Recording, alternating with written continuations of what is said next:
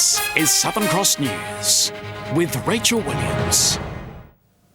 Good evening, thanks for joining us. Tasmanians could soon have power prices capped at CPI for at least the next 12 months. The state government will introduce its new power price legislation in Parliament this week, but the opposition claims it's just a political pre-election stunt. Tasmanian power prices are expected to rise by around 15% come July 1 due to the volatility of the national energy market.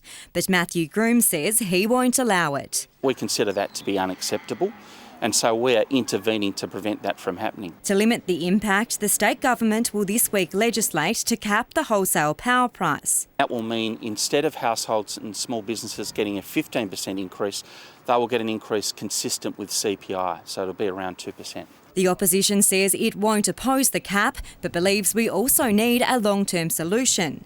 This is a cynical political move by the government to put the issue off past the next election. It's not going to address the long-term issues that the state is facing, and it's a very short-sighted decision by this government. Wholesale prices nationally remain volatile following the South Australian blackouts, issues in New South Wales and the recent closure of Victoria's Hazelwood Power Station. If we didn't intervene, there would be additional revenues going to hydro as a consequence of the higher power prices.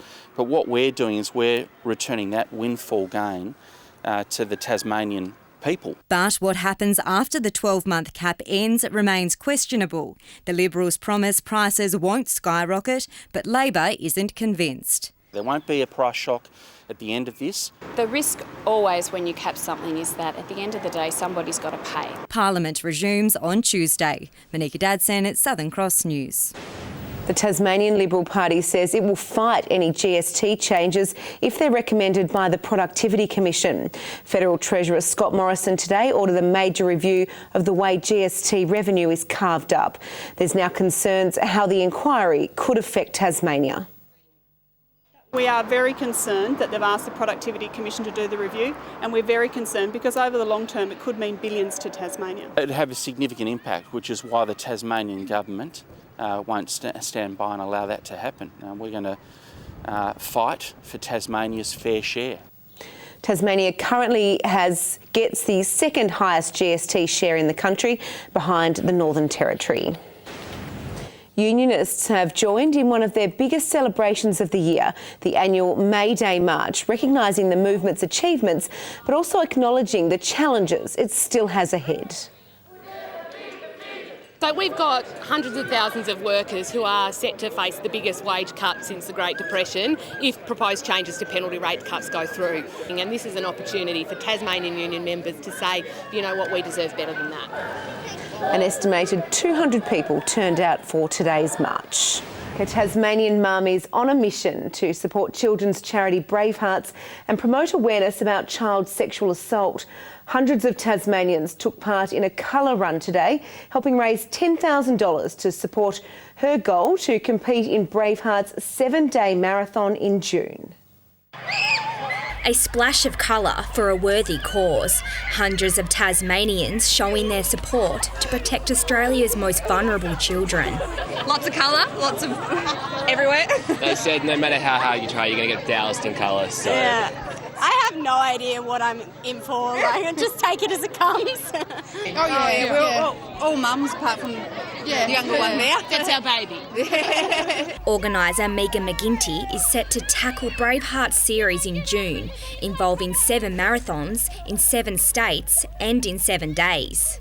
They're an organisation that educates, empowers and protects children from child sexual assault. 1 in 5 children are sexually assaulted in Australia before their 18th birthday, and with a daughter of my own, I just want to make sure all kids are safe.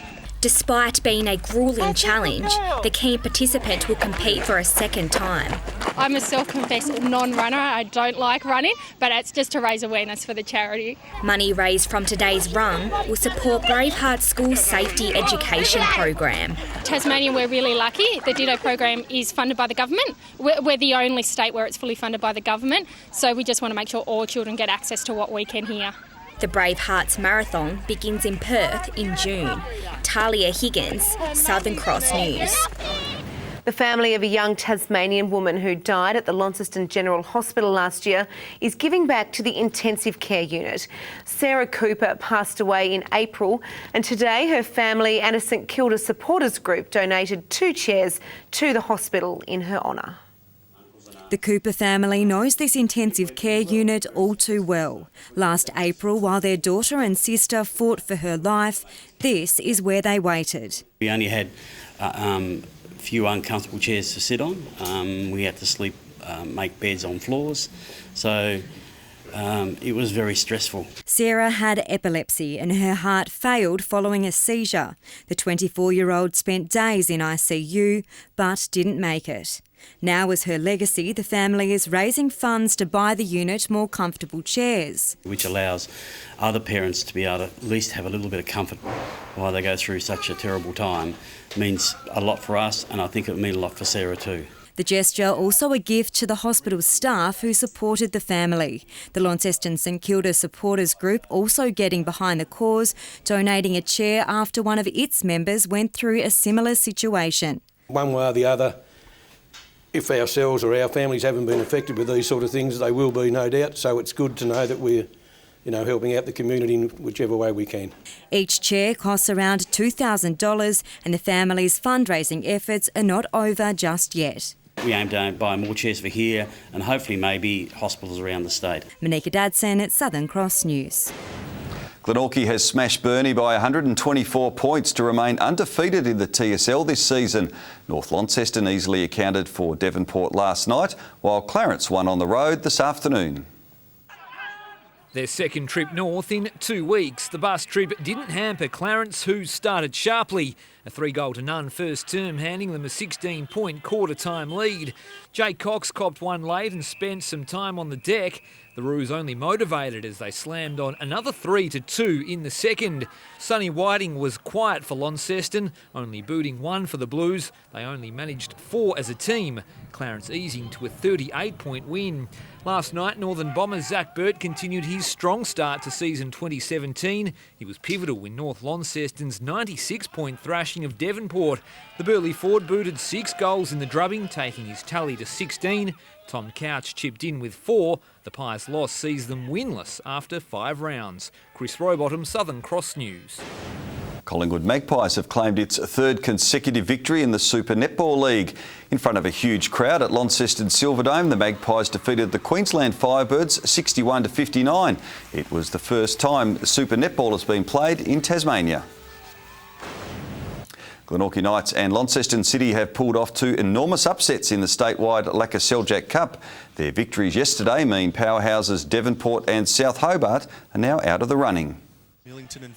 Devonport are the reigning statewide champs and went to the second round of the FFA Cup. They were expecting to be there again this year, but nobody told Southern Championship side Glenorchy Knights. A stunning last-gasp equaliser at the death sent yesterday's quarter-final to extra time. With no team willing to break, things went to penalties.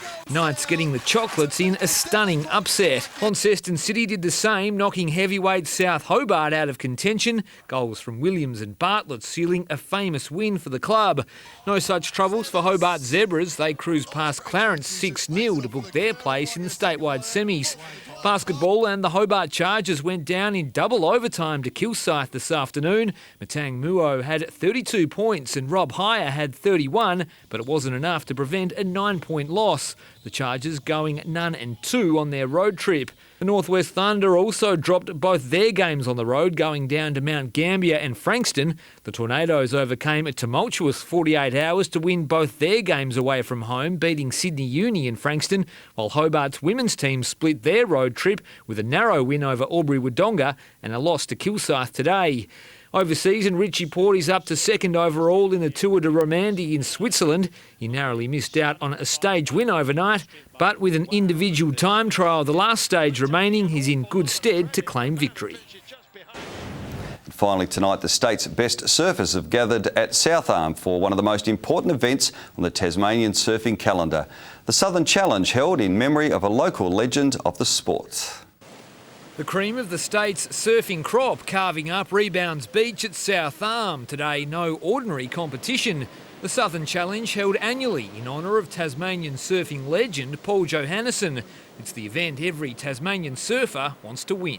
There's this one and the Rip Curl West Coast Classic, which are probably the two that you really want to have on your mantelpiece. A local icon, Johannesson passed away in 2004. Today, an almost perfect day. A cloudless sky and solid swell. Son Luke says his old man may have played a part from above.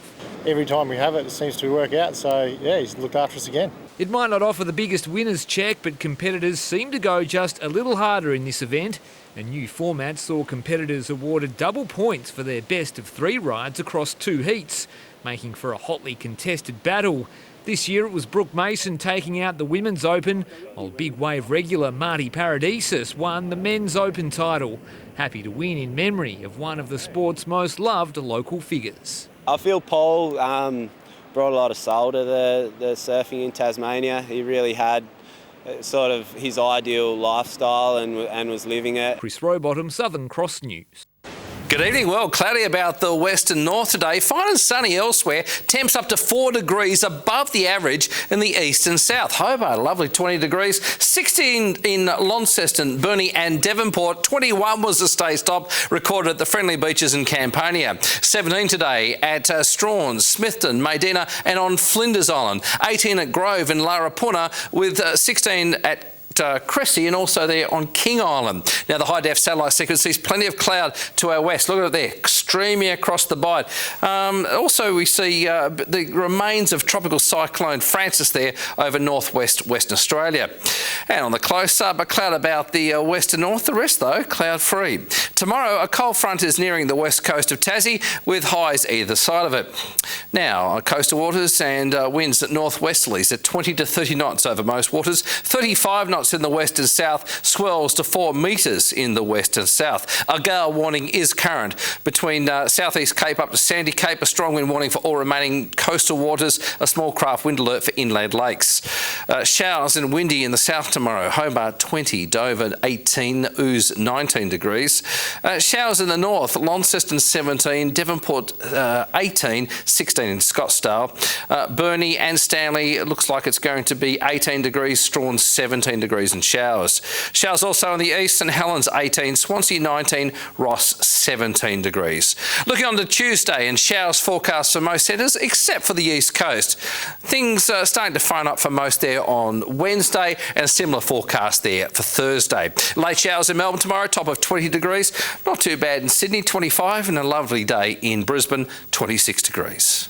And currently clear in Hobart, 12 degrees. Cloudy in Launceston, 13 along the northwest coast. And Rach, big night tonight on Southern Cross. We've got House Rules, Tassie couple in that. It's going to be fantastic. And the final of My Kitchen Rules with my pick, Angry Angry Man.